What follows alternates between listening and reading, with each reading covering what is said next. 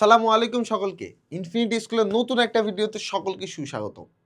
তোমরা যারা এই পিছনের বোর্ডের টপিকটা দেখতে পাচ্ছ, টপিকটা দেখে বুঝতে পারছো আজকে একটা ভাইটাল টপিক নিয়ে হেভি কথাবার্তা হবে। সেই টপিক দুটা কি?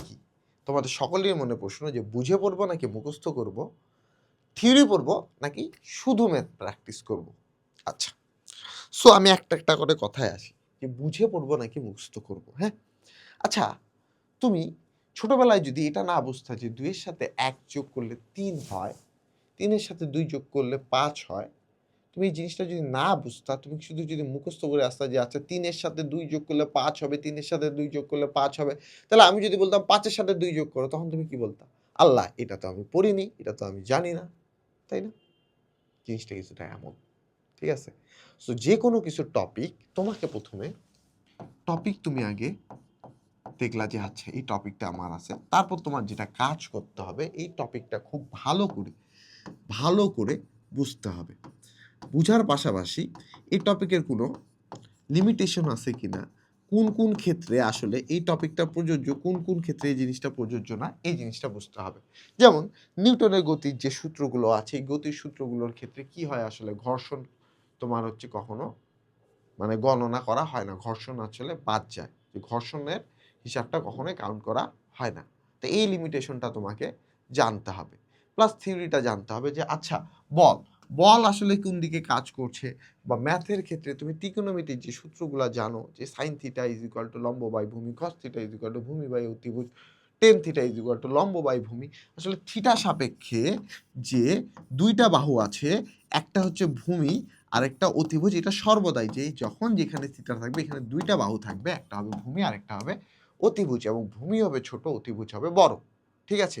এটা যদি তুমি না জানে শুধু মুখস্থ করো যে sin θ = লম্ব বাই অতিভুজ, cos θ = ভূমি বাই অতিভুজ। ঠিক আছে? এবার আমি যদি তোমাকে জিনিসটা করে দেই যে এটাকে থিটা করে দেই, তখন কিন্তু এটা ভূমি হয়ে যাচ্ছে, এটা হয়ে যাচ্ছে অতিভুজ, এটা হয়ে যাচ্ছে লম্ব। তুমি কিন্তু আর তখন sin θ = এটাকে লম্ব মনে করে বসাইতে পারবা না। এটাই তোমার কি ভাইয়া? এটাই তোমার বুঝা। তুমি যদি না বুঝো, এই জিনিসটা তুমি যদি না বুঝো যে থিটার সাথে ২ টা বাহু থাকে, একটা ভূমি আর একটা অতিভুজ, তার মধ্যে ভূমি ছোট অতিভুজটা বড়, তাহলে তুমি পরীক্ষা হলে ভুল করেই আসবা। তোমার মুখস্থ করে কোনো লাভ নাই। ঠিক আছে? কোনো লাভ নাই। তুমি এই জিনিসটা যদি কখনো হাতে কলমে করে না দেখো যে sin square theta plus cos square থিটার মান 1, তাহলে তুমি কখনোই আসলে এই সূত্রটা খুব বেশিক্ষণ মনে রাখতে মুখস্থ করতে পারবা না। তোমার যে ব্রেন আছে, ব্রেন সর্বোচ্চ একটা জিনিস খুব ভালো করে মনে রাখতে পারে ৩০ মিনিট। ঠিক আছে? এই জিনিসটা তো দেখছো যে আমি তোমাকে একটা কথা বললাম, তুমি শুনলা। তুমি যখন এই কথাটা তোমার বন্ধুকে বলতে যাবা, তখন এই কথাটা কখনোই ১০০% একুরেটলি আমি যা বলছি তা বলতে পারবা না। তাহলে তুমি কিভাবে এক্সপেক্ট করতেছো যে একটা জিনিস তুমি খুব ভালো করে মুখস্থ করে যখন কিছু করতে যাবা, হুবহু এই জিনিসটা করতে পারবা? ৩০ মিনিট পরেই তুমি এই জিনিসটা অনেক অংশ ভুলে যাবা, এবং ৩ দিন যাইতে না যাইতে মোটামুটি 80% তোমার ব্রেন থেকে বের হয়ে যাবে। তোমার ব্রেনে আর 80% জিনিস থাকবে না। তুমি এই জিনিসটা ভুলে যেতে পারো যে তুমি যদি এই জিনিসটা ভালো করে না বুঝো, sin θ = লম্ব বাই অতিভুজ। এই জিনিসটাও পর্যন্ত তুমি ভুলে যেতে পারবা। ঠিক আছে?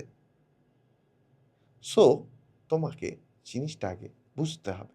তুমি যদি জিনিসটা খুব ভালো করে বুঝো যে থিটার সাপেক্ষে কোথায় কোনটা ভূমি কোনটা অতিভুজ হচ্ছে, ঠিক আছে, এবার আমি মুখস্থ করি sin θ = লম্ব বাই অতিভুজ। এবার আপনি থিটা যেখানেই দেন আমি লম্বটা ঠিকভাবে বের করব, অতিভুজটা ঠিকভাবে বের করব, আমি sin θ মানটা ঠিকভাবে বের করে দিয়ে আসতে পারবো। সো যেকোনো টপিক শিখার যখন তুমি সিলেক্ট করবে সেটা আগে ভালো করে বুঝো। টপিকের ক্ষেত্রে কি লিমিটেশন আছে, কি কেসে এই টপিকটা কাজ করবে, এই জিনিসগুলো ভালো করে জানো। জানার পরে এবার তুমি মুখস্থ করো ভাইয়া। তুমি বিশ্বাস করো, তুমি শুধু যদি মুখস্থ বা শুধু বুঝো, শুধু মুখস্থ বা শুধু যদি বুঝো, তাহলে তোমার একটা টপিক সম্পর্কে জাস্ট, ঠিক আছে, হয়তোবা 30 থেকে 40% তুমি কভার করতে পারবা। 30 থেকে 40% অনলি। ঠিক আছে? বাট তুমি যদি একটা টপিক বুঝো প্লাস, ঠিক আছে, মুখস্থ করো, তুমি 80%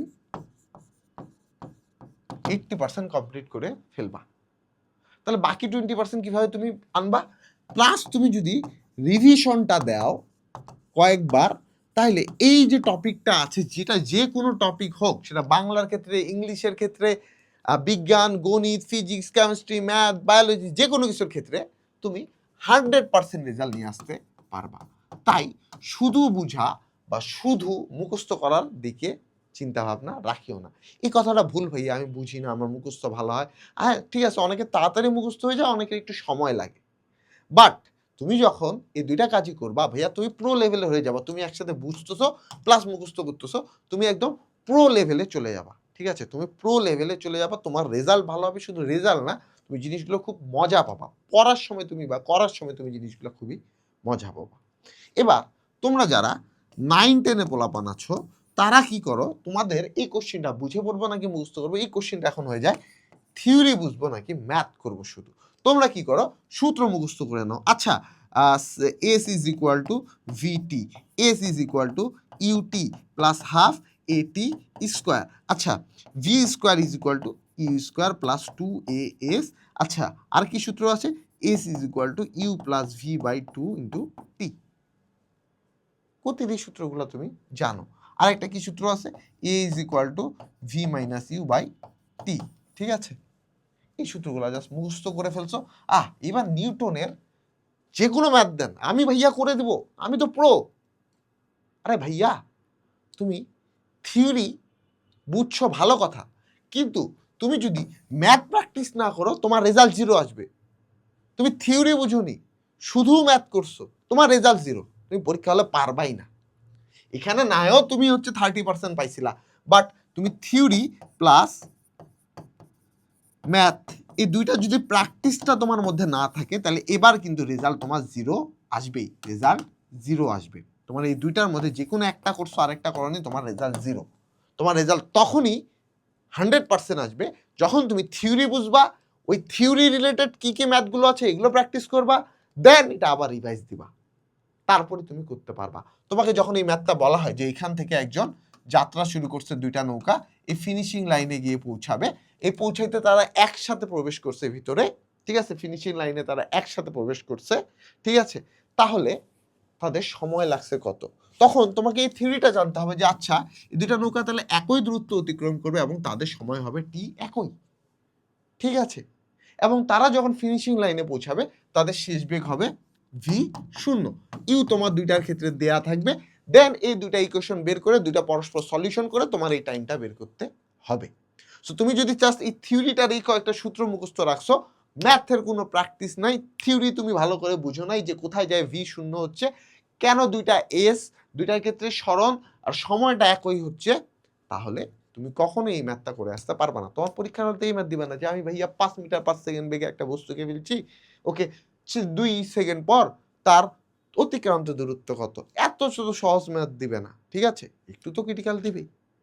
সো তখনই তুমি ম্যাথগুলো পারবা যখন থিওরি প্লাস ম্যাথ প্র্যাকটিস করবা প্লাস রিভাইজ করবা। সো আলটিমেটলি দুইটা জিনিস একই ভাইয়া। তোমার কাছে আগে যে জিনিসটা মনে হতো যে বুঝবো তারপর মুখস্থ করবো কিনা, এখন ওই জিনিসটা হচ্ছে থিওরি করবো তারপর ম্যাথ করবো কিনা, জিনিসটা সলিউশন একই। দুইটার ক্ষেত্রেই আগে বুঝা, আগে থিওরি বুঝা, দুইটার ক্ষেত্রেই তারপর মুখস্থ করো, এটার ক্ষেত্রে তারপর ম্যাথ করো। যত বেশি ম্যাথ করবা তত থিওরি বেশি বুঝতে পারবা, থিওরি তত বেশি মনে থাকবে, লিমিটেশনগুলো তত ভালো করে জানতে পারবা, কি কি ক্ষেত্রে এই থিওরিটা প্রয়োগ হইতে পারে এই জিনিসগুলো ভালো করে বুঝতে পারবা। আর তোমার যদি থিওরিতে কোনো ধরনের সমস্যা থাকে, তাহলে আমরা তো আছি, তোমার ইউটিউব আছে, ফ্রি ইউটিউব আছে, ফ্রি ইউটিউব আছে যেখানে আমাদের সকল ক্লাসগুলো ফ্রিতে তুমি কিছুটা হলেও পাবা। ঠিক আছে, তারপর তোমার জন্য কি আছে, তোমার জন্য আছে আমাদের কোর্স, যেখানে তুমি প্রিমিয়াম ক্লাস পাবা, মানে আরও বেশি থিওরি, আরও বেশি ম্যাথ, যেটা তোমার কনফিডেন্টকে আরও ভালো করবে। সো দেরি করছো কেন ভাইয়া, এখনই এনরোল করে ফেলো আমাদের কোর্সে। সকলেই ভালো থাকো, সুস্থ থাকো, আল্লাহ হাফিজ।